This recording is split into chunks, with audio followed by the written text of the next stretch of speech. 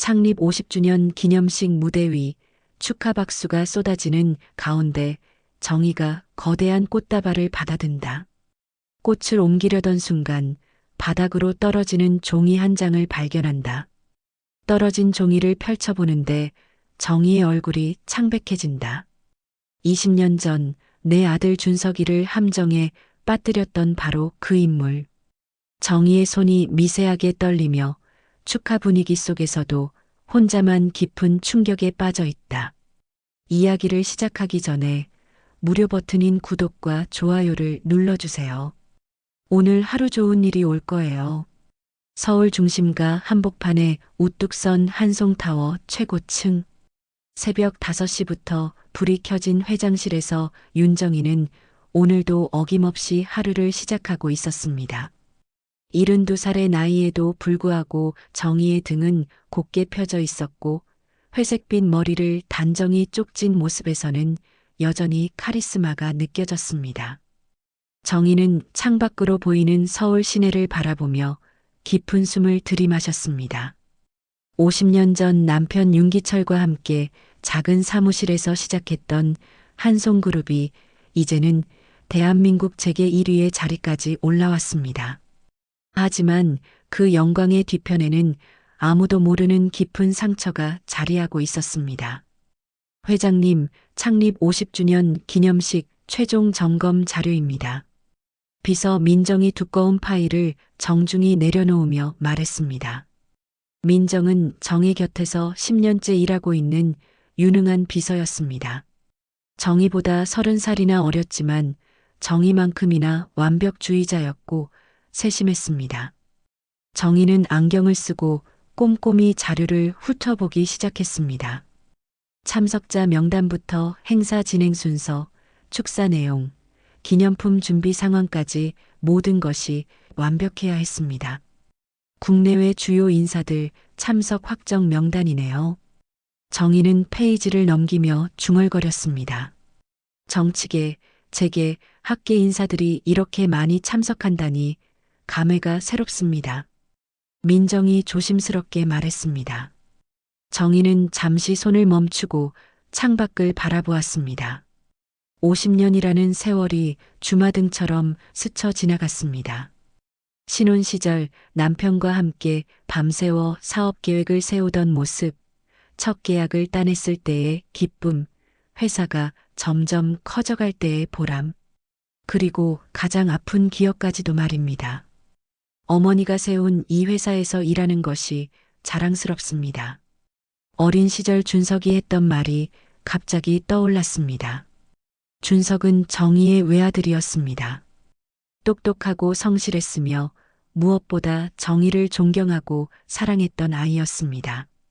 대학에서 경영학을 전공하고 해외 연수까지 마친 후 한송그룹에 입사했을 때 정희는 정말 자랑스러웠습니다. 준석은 말단 사원부터 시작해서 차근차근 실력을 쌓아갔습니다. 다른 직원들도 준석의 성실함과 능력을 인정했고 정희는 마침내 믿을 만한 후계자를 얻었다고 생각했습니다. 하지만 25살이던 어느 날 준석에게 횡령 의혹이 제기되었습니다. 회사 자금을 개인적으로 사용했다는 고발이 들어온 것입니다. 정희는 믿을 수 없었습니다. 준석이 그런 일을 할 리가 없다고 확신했습니다. 하지만 증거들이 하나둘씩 나오기 시작했고 언론에서도 이 사건을 크게 다뤘습니다. 어머니, 저는 정말 하지 않았어요. 누군가 저를 함정에 빠뜨린 거예요. 준석은 눈물을 흘리며 정희에게 호소했습니다. 하지만 이사회에서는 준석의 즉시 해임을 요구했고 언론과 주주들의 압박도 거셌습니다. 정희는 선택의 기로에 놓였습니다. 아들을 믿고 회사를 위험에 빠뜨릴 것인가, 아니면 회사를 지키기 위해 아들을 포기할 것인가. 준석아, 내가 정말 결백하다면 법정에서 증명해라. 하지만 지금 당장은 회사를 떠나는 것이 맞다. 정희가 내린 결론이었습니다. 그날 밤 준석은 정희를 찾아왔습니다. 어머니, 저는 더 이상 이 회사에 있을 수 없어요. 모든 것이 거짓이에요. 진실은 언젠가 밝혀질 거예요. 그것이 준석이 마지막으로 한 말이었습니다. 그 후로 20년이 흘렀지만 정희는 아직도 그날 밤을 후회하고 있었습니다. 아들을 더 믿어줬어야 했던 건 아닌지, 다른 방법은 없었던 건지 끝없이 자문하곤 했습니다. 회장님, 기념식장 최종 점검을 나가보실까요?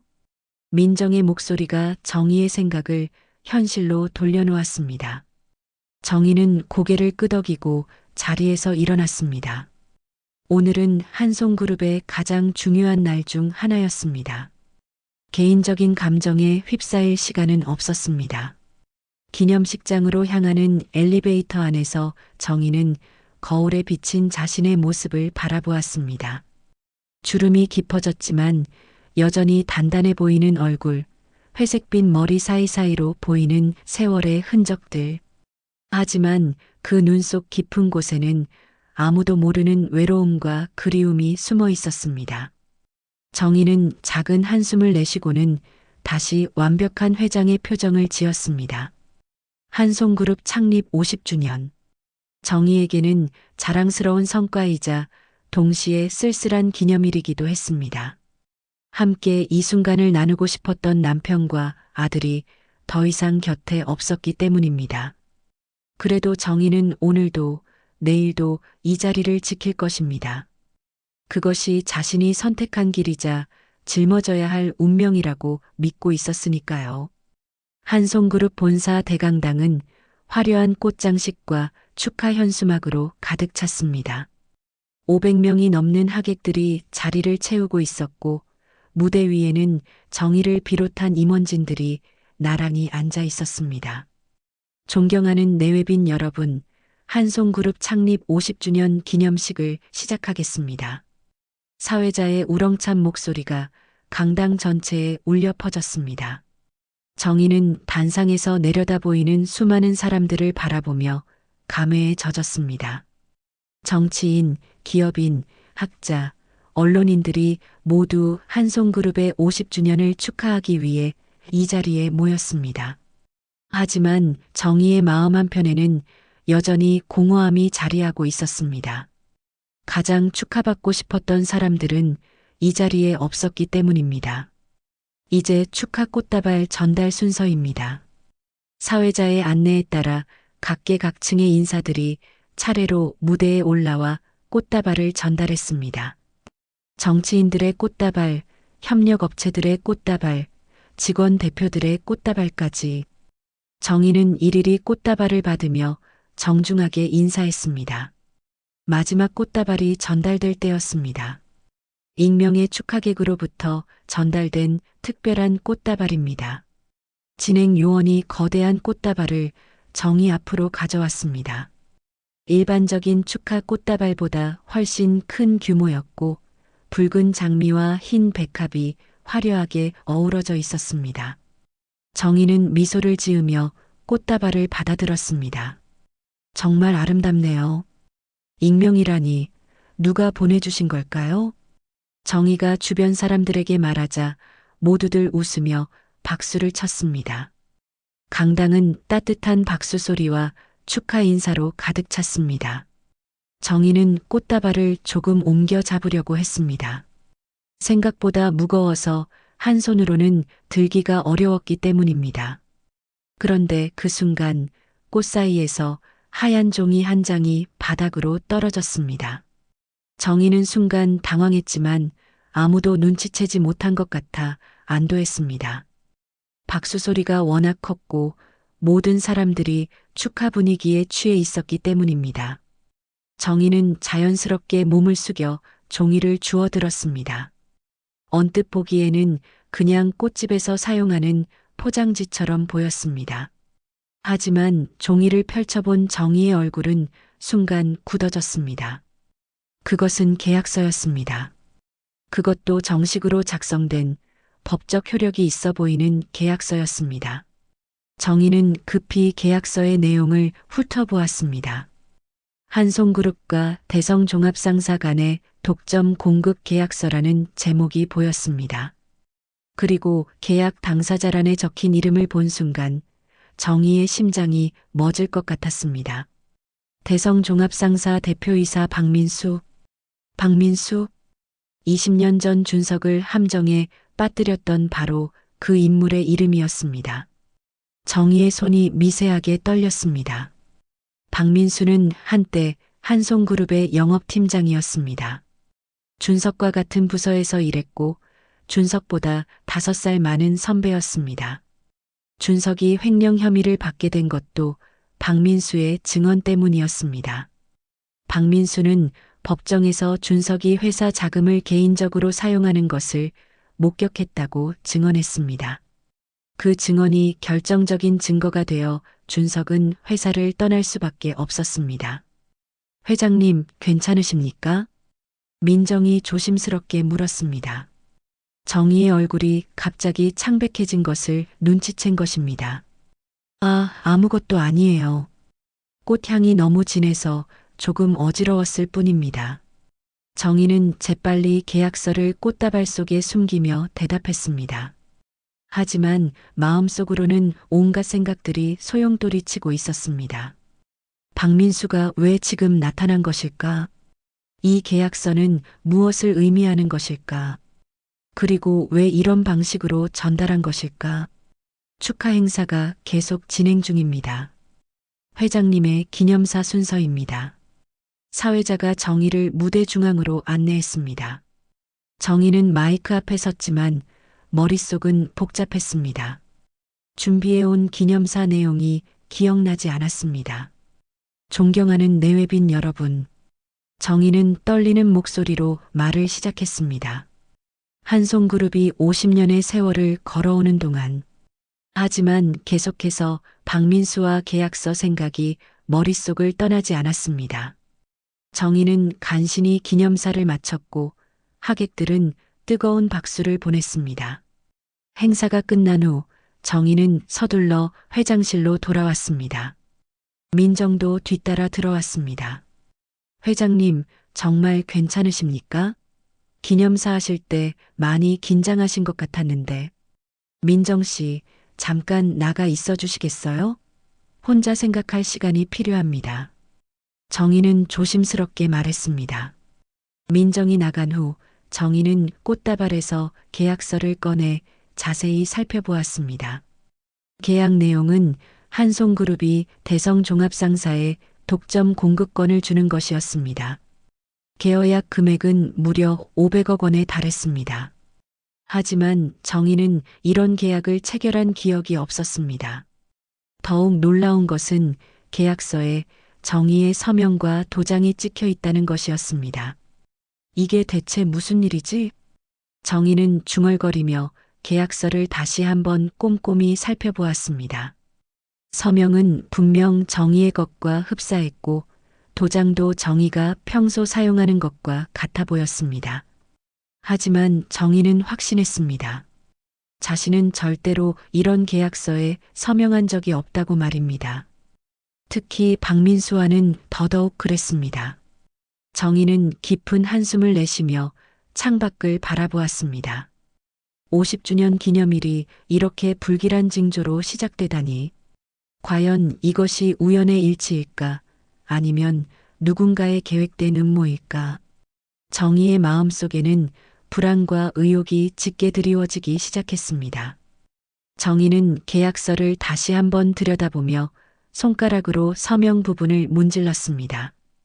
분명히 자신의 서명이었지만 언제 이런 문서에 사인했는지 전혀 기억이 나지 않았습니다. 더욱 이상한 것은 계약 날짜였습니다. 일주일 전으로 되어 있었지만 정희는 그날 해외 출장 중이었습니다. 이것은 분명 위조입니다. 정희는 중얼거리며 책상 서랍에서 확대경을 꺼냈습니다. 서명을 자세히 살펴보니 평소 자신의 필체와 미묘하게 다른 부분들이 보였습니다. 특히 희자의 마지막 획이 평소보다 길게 그어져 있었습니다. 정희는 즉시 내선 전화를 눌렀습니다. 민정 씨, 들어오세요. 민정이 서둘러 회장실로 들어왔습니다. 회장님 부르셨습니까?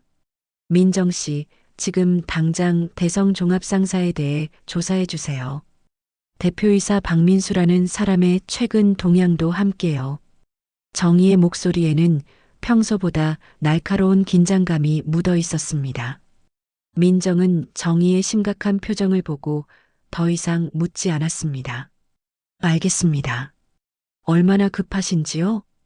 오늘 밤 안에 보고받고 싶습니다. 민정이 나간 후 정희는 또 다른 전화를 걸었습니다. 여보세요. 김상호 변호사님이신가요? 윤정희입니다. 김상호는 한송그룹의 고문 변호사로 오랫동안 일했던 인물이었습니다. 작년에 은퇴했지만 정희가 가장 신뢰하는 법률 전문가였습니다. 아, 회장님. 오늘 기념식 정말 성대했다고 들었습니다. 축하드립니다. 상호의 따뜻한 목소리가 들려왔습니다. 감사합니다. 그런데 급히 부탁드릴 일이 있어서 연락드렸습니다. 지금 당장 제게 와주실 수 있나요? 물론입니다. 1시간 안에 도착하겠습니다. 정희는 전화를 끊고 다시 계약서를 살펴보았습니다. 이상한 점이 한두 가지가 아니었습니다.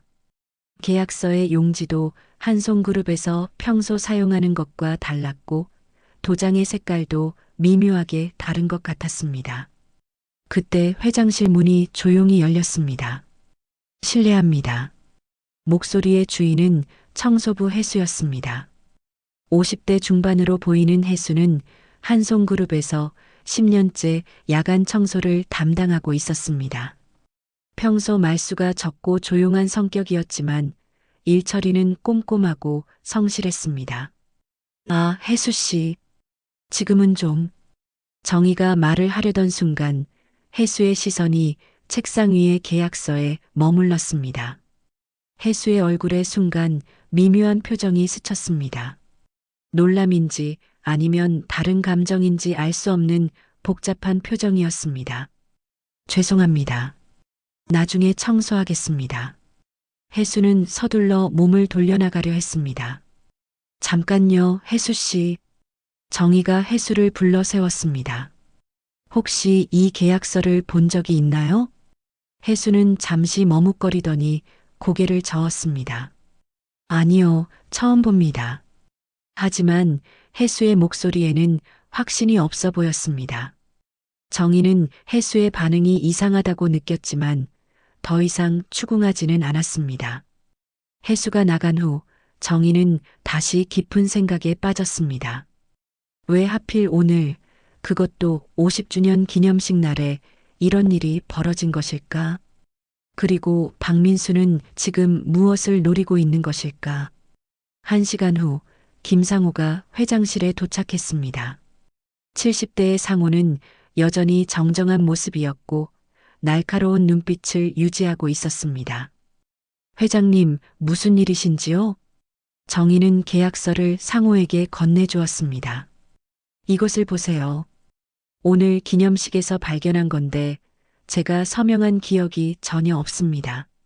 상호는 안경을 쓰고 계약서를 꼼꼼히 살펴보기 시작했습니다.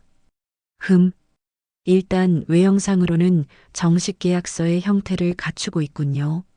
하지만 상호가 계약서를 자세히 들여다보더니 고개를 갸우뚱했습니다. 이상합니다. 공증인의 확인도 없고 인지세도 붙어 있지 않네요. 정식 계약서라면 반드시 있어야 할 것들이 빠져 있습니다.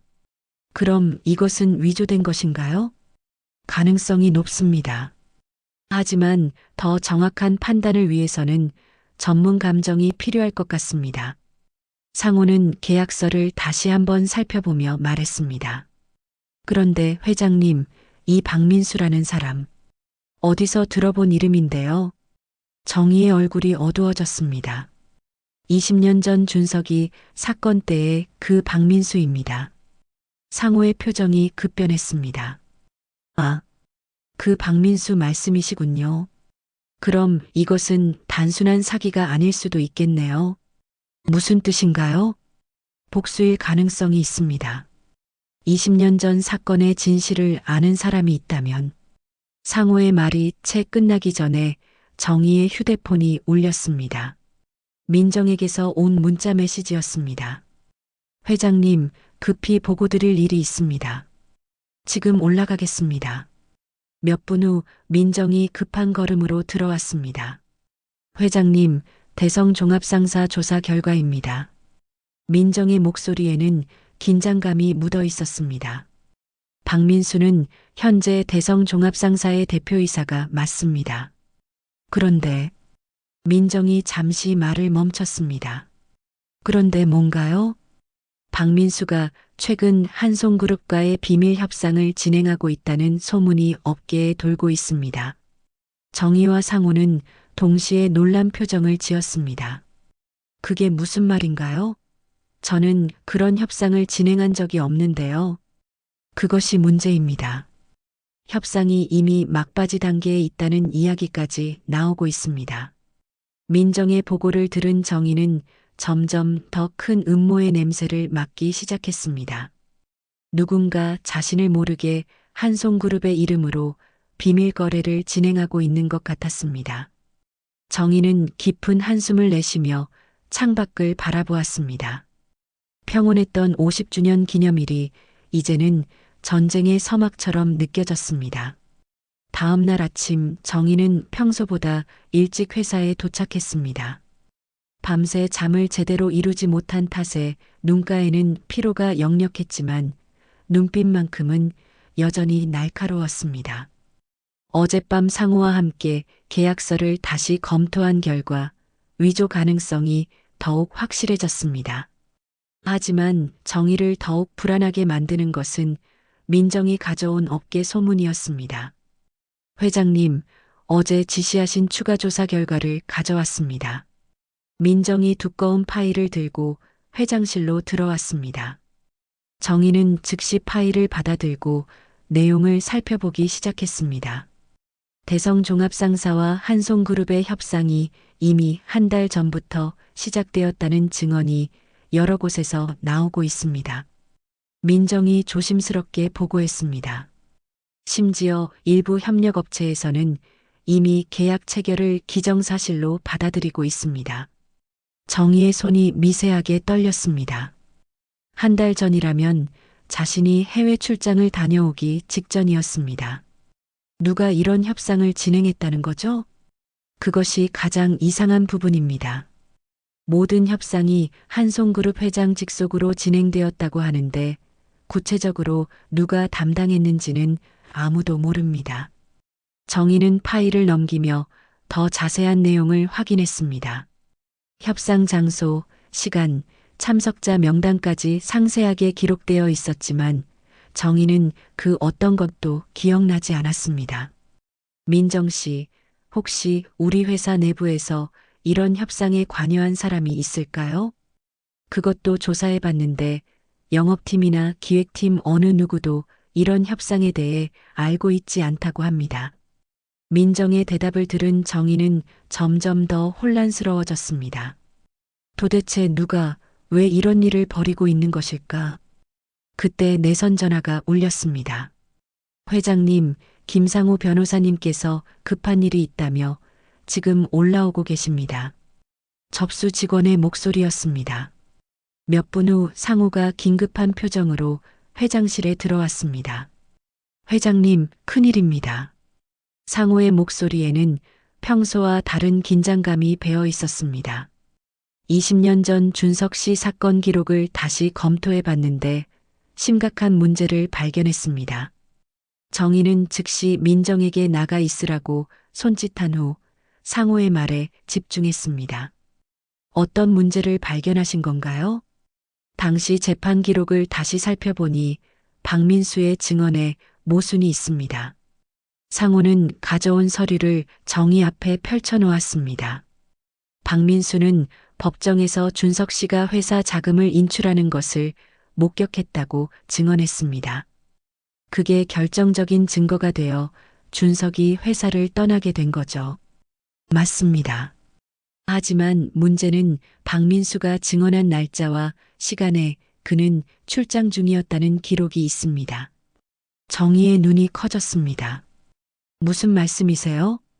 박민수의 출장 기록을 확인해 보니 그가 증언한 사건 목격 당일에는 부산에 출장을 가 있었습니다. 상호가 출장 결제서를 정희에게 보여주었습니다. 그럼 박민수의 증언은 거짓이었다는 말씀인가요? 그럴 가능성이 매우 높습니다. 더욱 충격적인 것은 이 출장 결제서가 당시 재판에서 증거로 제출되지 않았다는 점입니다. 정희는 의자에 주저앉으며 깊은 한숨을 내쉬었습니다. 20년 전 자신이 아들보다 회사를 선택했던 그 순간이 떠올랐습니다. 만약 그때 박민수의 증언이 거짓이었다면 준석은 억울하게 누명을 쓰고 쫓겨난 것이었습니다. 그럼 준석이는 정말 결백했던 거네요. 정희의 목소리가 떨렸습니다. 아직 확실하지는 않지만 그럴 가능성이 높습니다. 더 정확한 조사가 필요합니다. 상호가 조심스럽게 말했습니다. 하지만 왜 박민수가 거짓 증언을 했을까요? 그것도 의문입니다. 당시 박민수에게는 준석 씨를 해칠 동기가 없어 보였거든요. 정희는 갑자기 어젯밤 혜수의 이상한 반응이 떠올랐습니다. 계약서를 보고 놀란 듯한 표정을 지었던 혜수의 모습이 계속 신경 쓰였습니다. 상호 변호사님, 혹시 당시 사건과 관련된 다른 증인들은 어떻게 되었나요? 대부분 이미 퇴사했거나 연락이 되지 않습니다. 하지만 몇 명은 아직 연락이 가능할 것 같습니다. 그때 정희의 휴대폰에 문자 메시지가 도착했습니다. 발신자는 알 수 없는 번호였습니다. 회장님, 오늘 오후 3시에 롯데호텔 라운지에서 만나고 싶습니다. 박민수 드림. 정희는 메시지를 상호에게 보여주었습니다. 박민수가 직접 만나자고 하네요. 위험할 수 있습니다. 혼자 가시면 안 됩니다. 하지만 진실을 알아내려면 만나야겠어요. 상황이 어떻게 돌아가는지 직접 확인해야 합니다. 정희는 결심한 듯 말했습니다.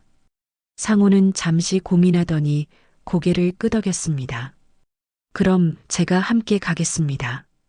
그리고 만남 전에 녹음기를 준비하시는 게 좋겠습니다.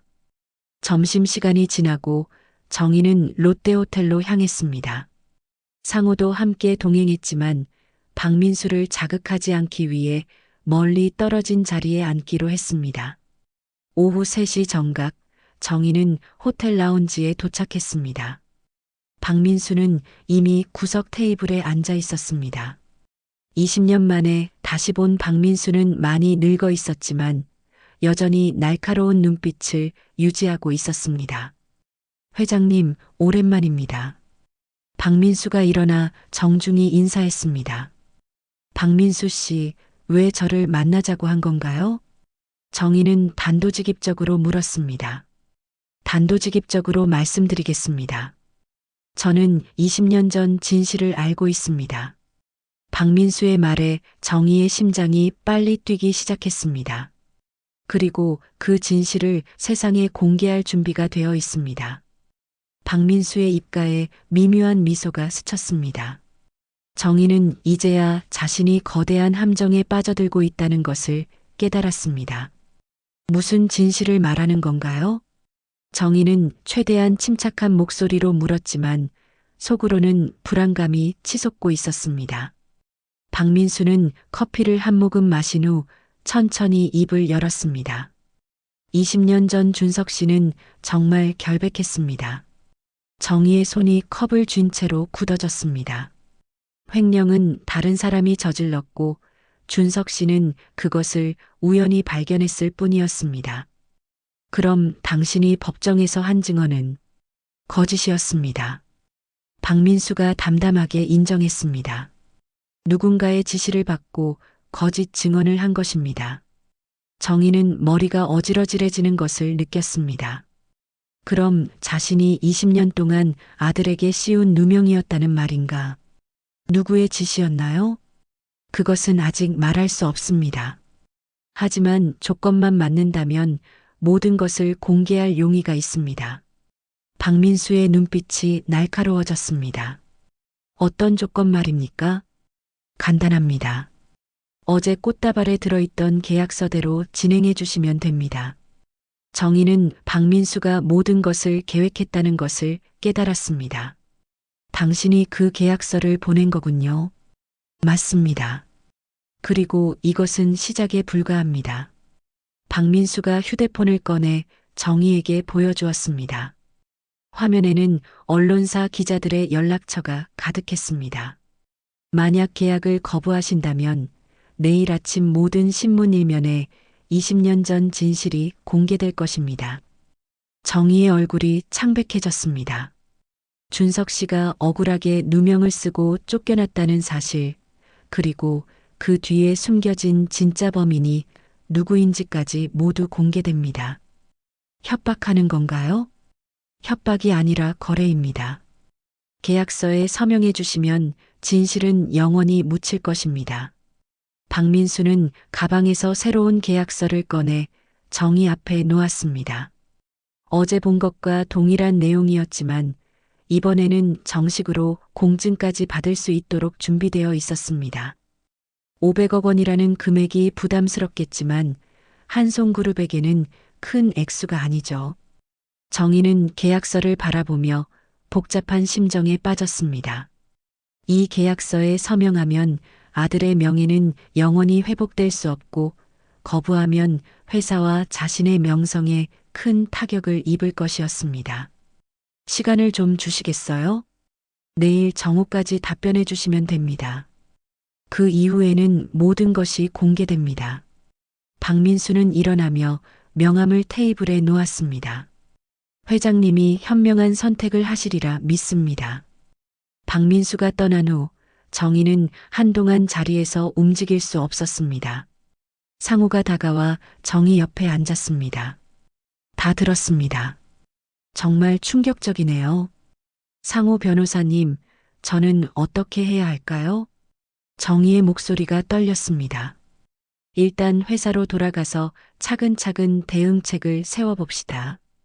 회사로 돌아온 정희는 곧바로 임시회의를 소집했습니다. 핵심 임원들만 참석한 비공개 회의였습니다.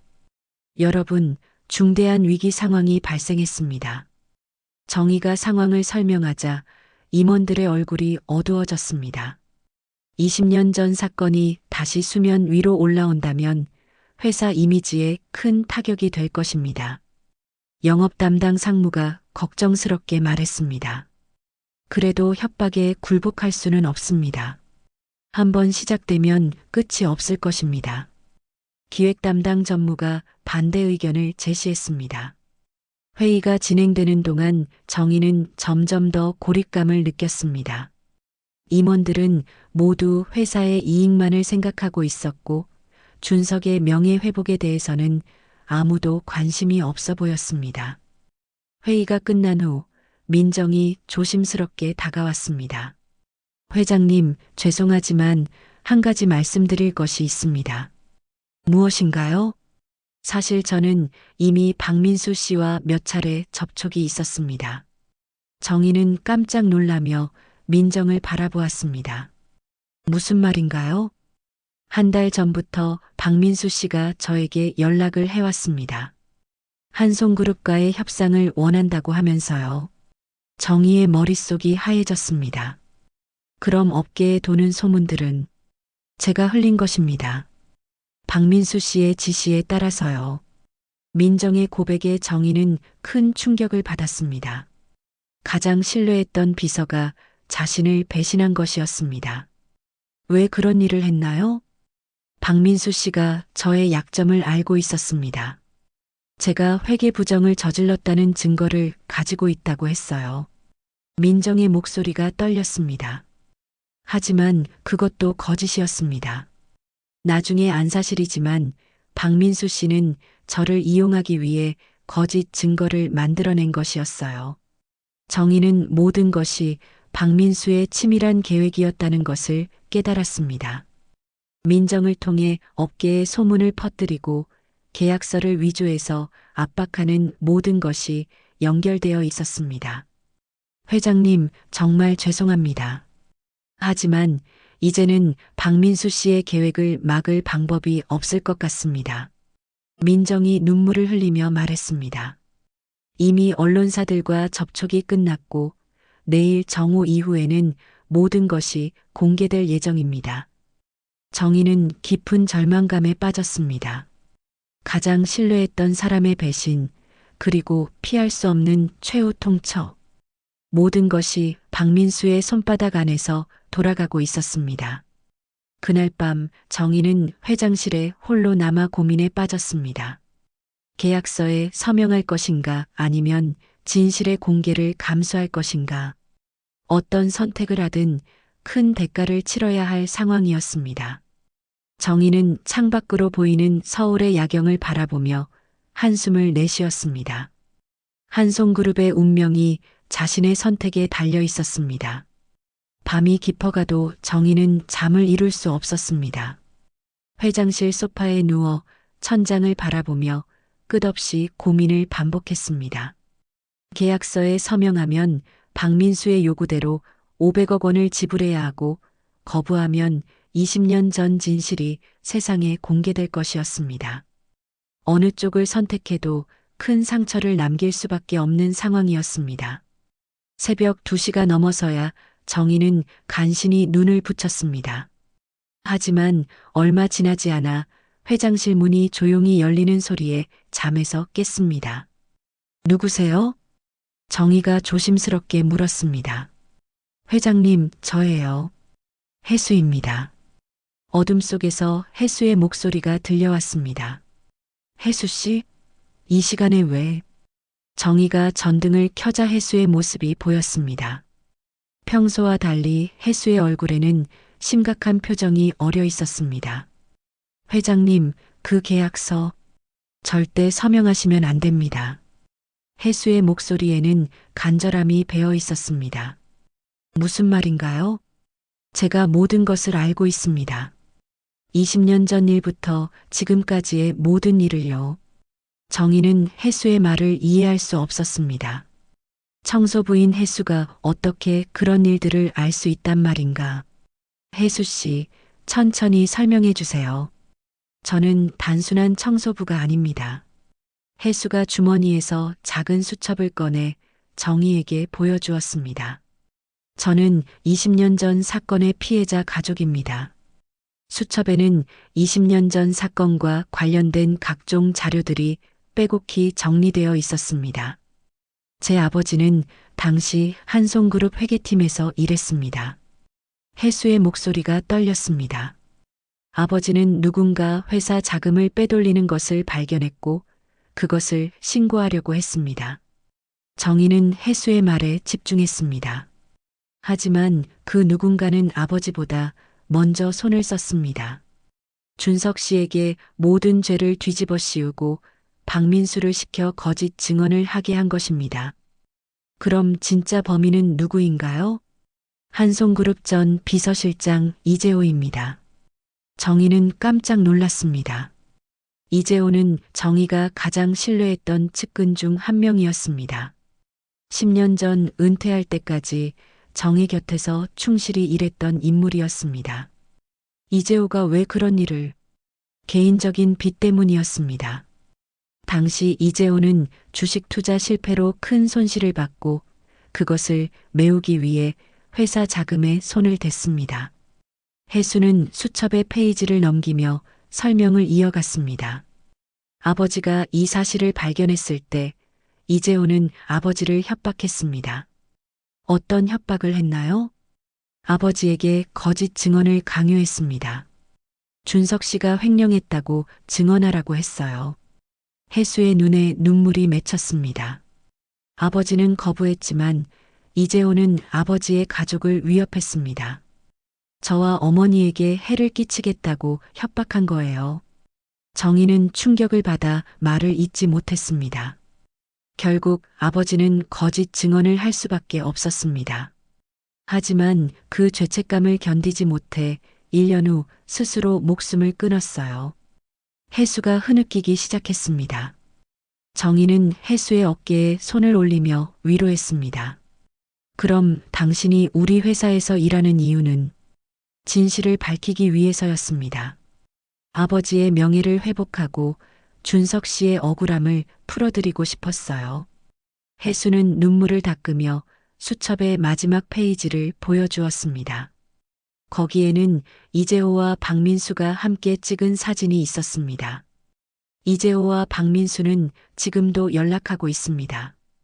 이번 일도 이재호가 배후에서 조종하고 있어요. 무슨 뜻인가요? 이재호는 은퇴 후에도 여전히 한송그룹을 조종하고 싶어 합니다. 이번 계약을 통해 막대한 이익을 얻으려는 거예요. 정희는 모든 퍼즐이 맞춰지는 것을 느꼈습니다. 이재호가 박민수를 이용해서 자신을 압박하고 결국 돈을 빼내려는 계획이었던 것입니다. 그럼 우리가 이 사실을 공개하면 증거가 부족합니다. 이재호는 너무 교묘하게 모든 흔적을 지웠어요.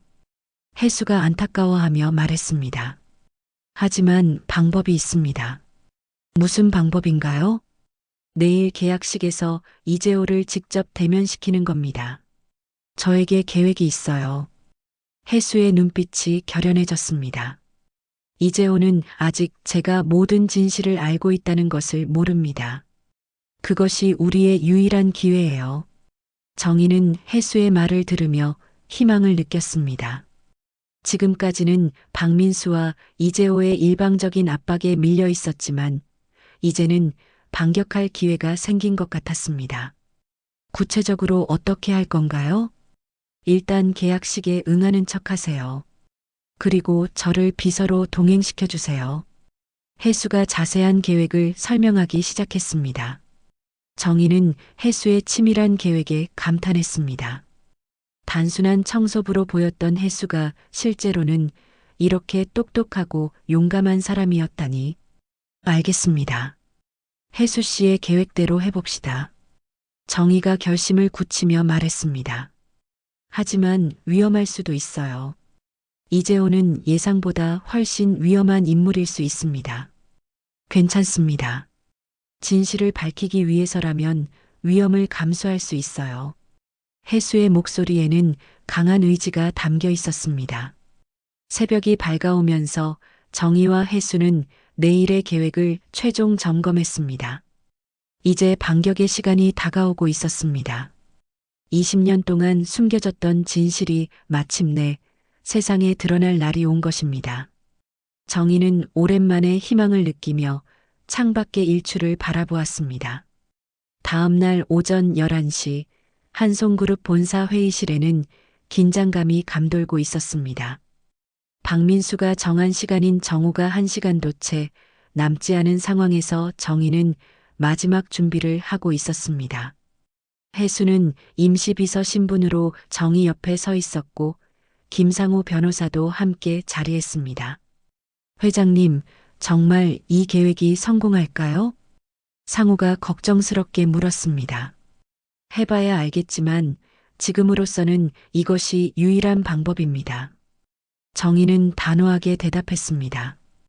오전 11시 30분 박민수가 회의실에 도착했습니다. 그런데 놀랍게도 박민수는 혼자 오지 않았습니다. 뒤따라 들어온 인물을 본 정희는 깜짝 놀랐습니다. 이재호 전 비서실장님? 정희가 당황한 목소리로 말했습니다. 이재호는 여전히 단정한 모습이었지만 예전과 달리 어딘가 음험한 기운이 감돌았습니다. 회장님, 오랜만입니다. 이재호가 정중하게 인사했지만 그의 눈빛에는 차가운 빛이 서려 있었습니다. 혜수는 이재호를 보는 순간 주먹을 꽉 쥐었지만 겉으로는 아무렇지 않은 척했습니다. 재호 씨가 왜 여기에? 제가 박민수 씨와 함께 이 거래를 주선했습니다. 이재호가 담담하게 말했습니다. 회장님께서 현명한 선택을 하시리라 믿고 직접 왔습니다. 정희는 혜수가 말한 대로 이재호가 배후에 있었다는 것을 확신했습니다. 그럼 시작하겠습니다. 박민수가 가방에서 계약서를 꺼내 테이블 위에 놓았습니다. 회장님께서 여기에 서명하시면 모든 일이 조용히 마무리됩니다. 정희는 계약서를 바라보며 잠시 망설였습니다. 하지만 서명하기 전에 한 가지 확인하고 싶은 것이 있습니다. 무엇인가요? 박민수가 의아해하며 물었습니다. 20년 전 사건의 진짜 진실을 듣고 싶습니다. 정희의 말에 이재호의 표정이 미묘하게 변했습니다. 그것은 이미 말씀드렸지 않습니까? 준석 씨는 결백했습니다. 박민수가 대답했습니다. 아니요, 전부 다 말해주세요. 진짜 범인이 누구인지, 왜 준석이가 누명을 써야 했는지. 정희의 목소리에 강한 의지가 담겨 있었습니다. 이재호가 불편한 기색을 보이며 말했습니다. 회장님, 그런 것은 중요하지 않습니다. 지금은 계약이 우선이죠. 저에게는 중요합니다. 정희가 단호하게 말했습니다. 그때 혜수가 한 걸음 앞으로 나섰습니다. 제가 말씀드리겠습니다. 혜수의 목소리가 회의실에 울려 퍼졌습니다. 이재호와 박민수가 동시에 혜수를 쳐다보았습니다. 당신은 누구인가요? 박민수가 경계하며 물었습니다. 저는 윤 회장님의 임시 비서입니다. 그리고 혜수가 잠시 말을 멈추고 이재호를 똑바로 바라보았습니다. 이재호 씨에 의해 억울하게 죽음을 당한 김대식의 딸입니다. 이재호의 얼굴이 순간 창백해졌습니다. 김대식?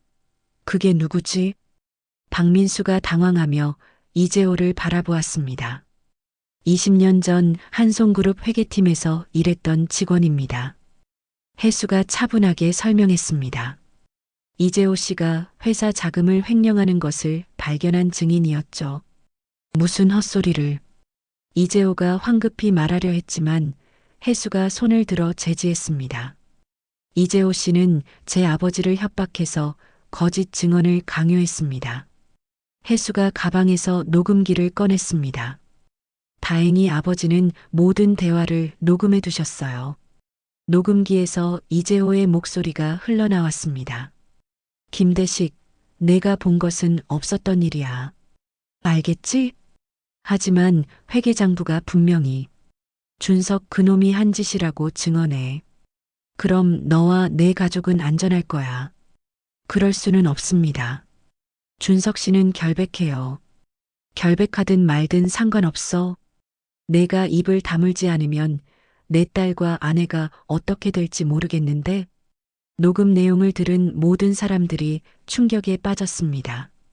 박민수는 믿을 수 없다는 표정으로 이재호를 바라보았습니다.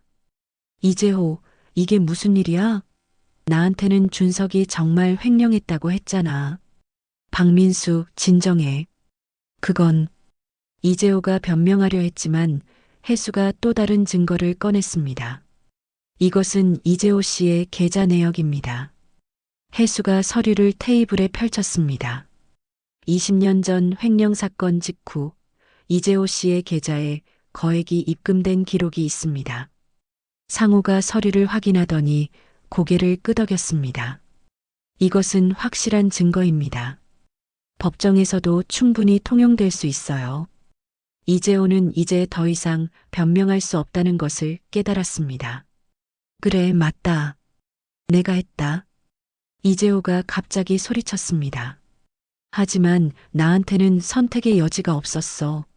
주식으로 날린 돈을 메우지 못하면 가족이 길거리에 나앉을 상황이었다고. 박민수가 의자에서 일어나며 이재호를 노려보았습니다. 그럼 나는 뭐야? 당신 때문에 20년 동안 거짓말쟁이로 살아온 거야. 박민수, 너도 충분한 대가는 받았잖아. 대성 종합상사 차리는 자금도 내가 댔고. 이재호의 고백에 모든 진실이 드러났습니다. 정희는 분노와 안도감이 동시에 밀려오는 것을 느꼈습니다. 그럼 준석이는 정말 결백했던 거네요. 정희의 목소리가 떨렸습니다. 회장님, 정말 죄송합니다. 박민수가 정희에게 깊숙이 고개를 숙였습니다. 저도 피해자였습니다. 이재호에게 속아서 거짓 증언을 한 거예요. 그때 회의실 문이 열리며 경찰들이 들어왔습니다. 상우가 미리 신고해둔 덕분이었습니다. 이재호 씨 횡령과 증거 조작 혐의로 체포합니다. 경찰이 수갑을 채우려 하자 이재호가 마지막으로 정의를 바라보았습니다. 회장님, 저는 정말 회사를 사랑했습니다. 하지만 사랑한다면서 회사와 무고한 사람들을 해쳤다는 게 말이 됩니까? 정의가 차갑게 말했습니다. 이재호가 끌려나간 후 회의실에는 정적이 흘렀습니다. 20년 만에 드러난 진실의 무게가 모든 사람을 압도했습니다. 정의는 혜수의 손을 잡으며 말했습니다. 정말 고마워요. 당신이 아니었다면 영원히 모를 뻔했어요. 혜수도 눈물을 흘리며 대답했습니다. 이제야 아버지께 떳떳해질 수 있을 것 같아요. 진실이 밝혀진 지 일주일 후 한송그룹은 전례 없는 변화를 겪고 있었습니다. 이재호의 체포 소식과 20년 전 사건의 진실이 언론에 보도되면서 한송그룹의 주가는 오히려 상승했습니다. 투명하고 정직한 기업 이미지가 부각되면서 주주들과 고객들의 신뢰가 더욱 높아진 것입니다. 정의는 회장실에서 각종 보고서를 검토하고 있었습니다.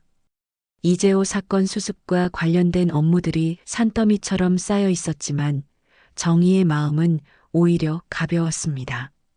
오랫동안 짓눌러왔던 죄책감에서 벗어났기 때문입니다. 회장님, 법무팀에서 최종 보고가 왔습니다. 민정이 서류를 들고 들어왔습니다.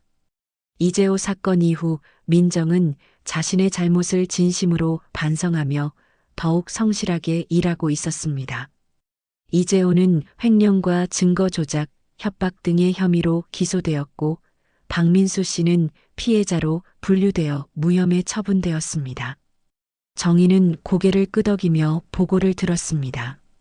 그리고 준석 씨의 명예 회복을 위한 공식 사과문도 준비되었습니다. 민정이 조심스럽게 말했습니다.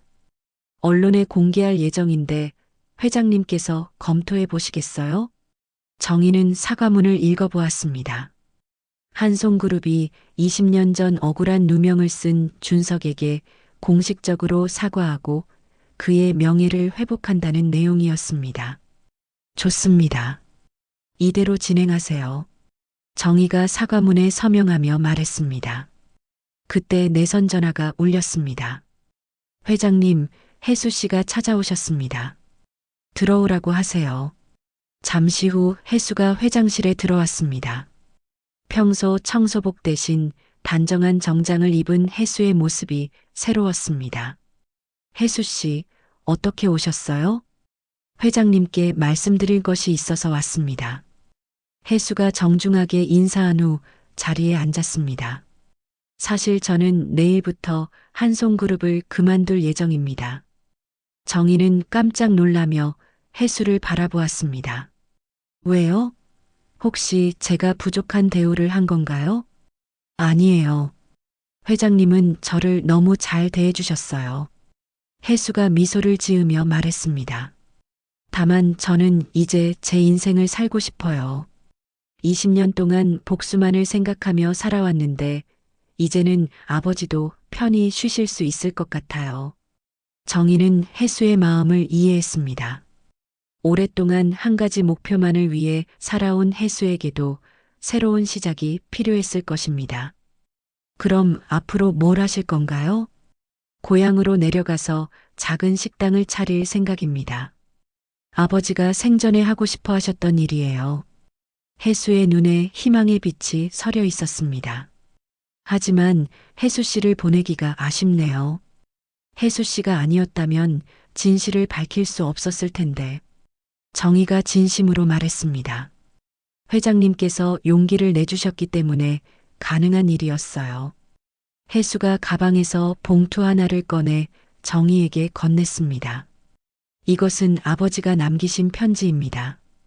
진실이 밝혀지면 한송그룹 회장님께 전해드리라고 하셨어요. 정의는 떨리는 손으로 편지를 받았습니다. 편지 봉투에는 한송그룹 회장님께라고 정성스럽게 적혀 있었습니다. 정희가 편지를 열어보자 정성스럽게 쓰인 글씨가 나타났습니다. 회장님, 저는 김대식입니다. 이 편지를 읽고 계신다면 진실이 밝혀졌다는 뜻이겠죠. 저는 준석 씨에게 거짓 증언을 한 것을 평생 후회하며 살았습니다. 하지만 가족을 지키기 위해서는 어쩔 수 없는 선택이었습니다. 준석 씨는 정말 좋은 분이었어요. 항상 직원들을 챙기고 회사를 사랑했습니다. 제가 진실을 말하지 못해 그분이 억울하게 떠나신 것이 가슴 아픕니다. 부디 준석 씨의 명예가 회복되기를 바라며 회장님께서도 아들을 다시 만나실 수 있기를 기원합니다. 편지를 다 읽은 정희의 눈에 눈물이 맺혔습니다. 김대식도 피해자였고 자신도 진실을 모른 채 아들을 오해했던 또 다른 피해자였던 것입니다. 혜수 씨, 정말 감사합니다. 그리고 아버님께도 감사하다고 전해주세요. 정희가 눈물을 닦으며 말했습니다. 혜수가 떠난 후 정희는 한동안 편지를 바라보며 생각에 잠겼습니다. 이제 해야 할 일이 하나 더 남아 있었습니다. 바로 준석을 찾는 일이었습니다. 다음 날 정희는 김상우와 함께 준석을 찾기 위한 작업에 착수했습니다. 20년이라는 긴 세월이 흘렀지만 포기할 수는 없었습니다. 한 달 후 마침내 준석의 소재를 파악할 수 있었습니다. 준석은 부산에서 작은 사회복지법인을 운영하고 있었습니다. 이름도 바꾸고 조용히 살아가고 있었지만 여전히 다른 사람들을 돕는 일을 하고 있었습니다. 정희는 부산으로 내려가 준석과 만났습니다. 처음에는 어색했지만 진실이 밝혀진 이야기를 들은 준석은 정희를 따뜻하게 받아들였습니다. 어머니, 저는 원망하지 않아요. 어머니도 몰랐던 일이니까요. 준석의 너그러운 마음에 정희는 더욱 미안해했습니다. 한송그룹 창립 51주년이 되던 날 정희는 특별한 발표를 했습니다. 혜수를 한송그룹 윤리위원회 위원장으로 임명한다는 내용이었습니다. 혜수는 고향에서의 새 삶을 시작하려 했지만 정희의 간곡한 부탁에 일주일에 한 번씩 서울에 올라와 윤리위원회 업무를 맡기로 했습니다. 과거를 바로잡는 것이 진짜 성공입니다. 정희가 기자회견에서 한 말이었습니다. 한송그룹은 앞으로도 투명하고 정직한 경영으로 사회에 기여하겠습니다. 그날 오후 정희는 회장실에서 창밖을 바라보고 있었습니다. 책상 위에는 준석이 보내온 꽃다발이 놓여 있었습니다. 순백의 백합만으로 이루어진 아름다운 꽃다발이었습니다. 꽃다발에 달린 카드에는 간단한 메시지가 적혀 있었습니다. 어머니, 새로운 시작을 축하합니다. 사랑하는 아들 준석 올림. 정희는 미소를 지으며 꽃다발을 어루만졌습니다. 50년의 긴 여정 끝에 마침내 진실과 화해를 찾았습니다. 앞으로도 한송그룹은 정의와 함께 정직하고 투명한 길을 걸어갈 것입니다. 그리고 그 길 위에는 항상 순백의 백합처럼 순수한 마음이 함께할 것입니다. 소중한 시간을 함께해 주셔서 고맙습니다. 구독과 좋아요는 영상 제작에 큰 힘이 됩니다.